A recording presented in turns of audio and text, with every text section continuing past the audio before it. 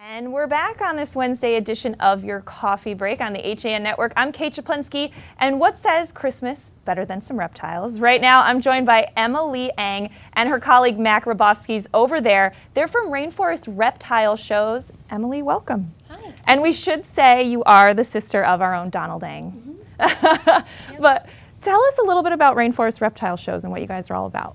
So it's kind of like a rescue, but all animals that come in stay there for the rest of their life, and we get them from everywhere, anywhere in the Northeast, and we do shows with them. So educational programs, everything from college lectures to nursery schools, birthday parties, anything, we do it.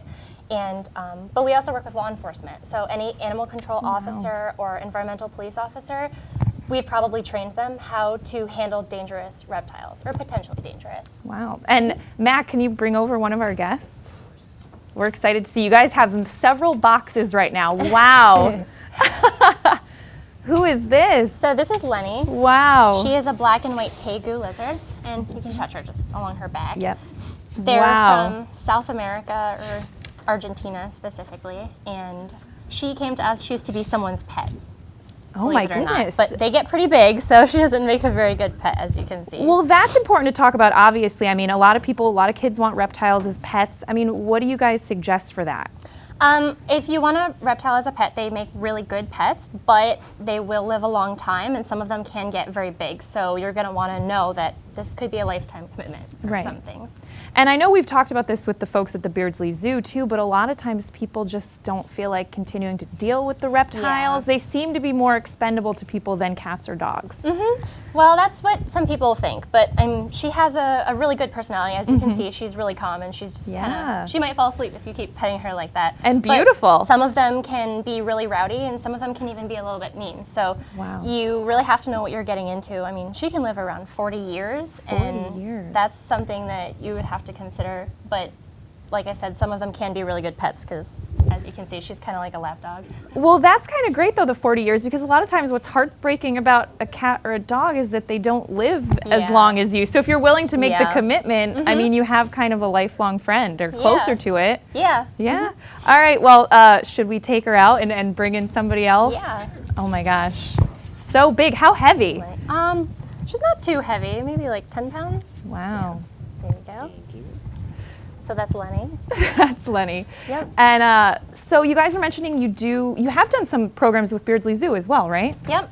Pretty much every summer we go down there. We bring our trailer. It's this giant trailer. You can go in and you can see all sorts of animals. There's venomous snakes in there, which is really cool. You can get pretty much this close to a venomous snake.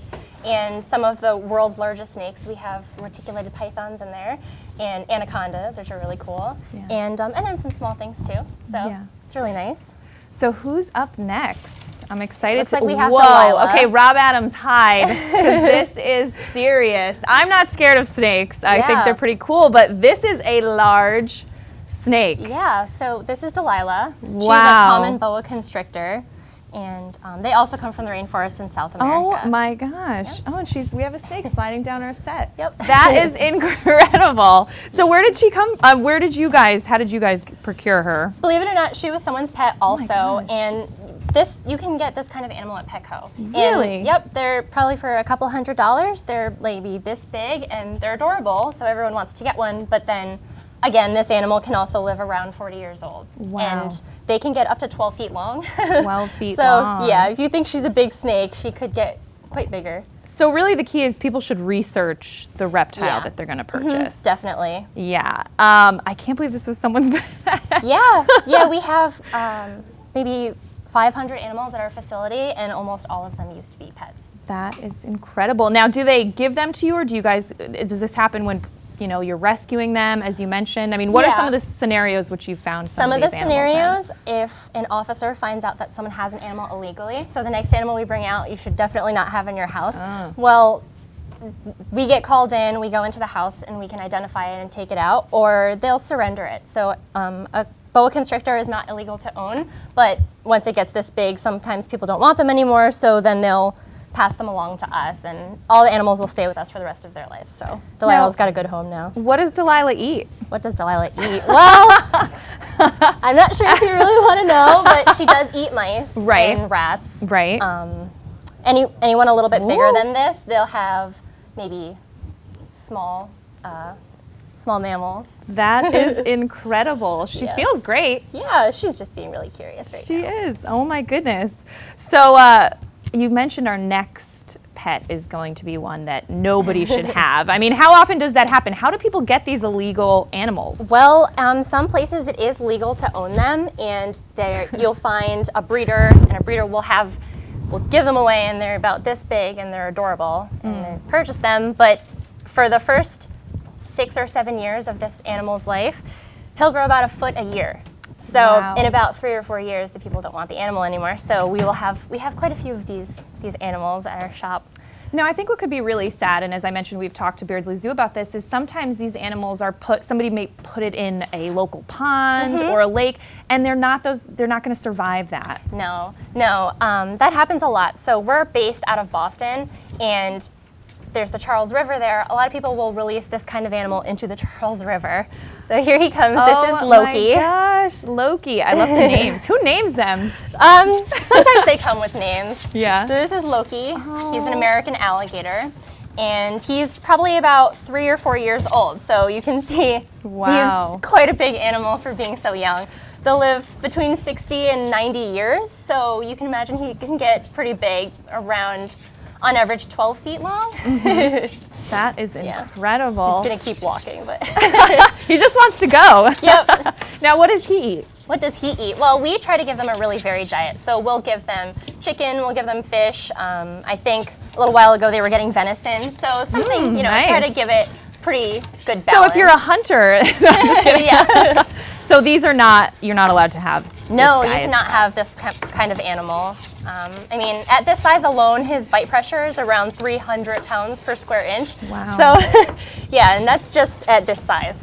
Wow, that is incredible. Now, Emily, I have to ask, how did you get involved in this line of work? Well, I've always loved animals. Our dad was really into animals, so growing up I knew that that's what I wanted to be involved in. And when I graduated, I was working in the field but doing research with animals, and what I really wanted to do was just be taking care of them. So I was a zookeeper for a few years, and then I decided to get into reptiles. Yeah. Does it take a special kind of personality trait to love reptiles so much? A lot of people have a hard time feeling warm and snuggly about them. I think it takes a really compassionate person to like animals in general, and then especially to like reptiles, because you can sit and snuggle with your cat and your cat will love you back, but he doesn't really care very much about me. This guy, definitely not. He just knows that I bring him food and occasionally take him out to meet people. Right, but he deserves a good life too. He does, definitely. I mean, they are incredibly smart, believe it or not. Even though his brain is maybe like this big, yeah, he is very smart. They are really incredible, and this animal has been around since before the dinosaurs, so they deserve a lot of respect. Yeah.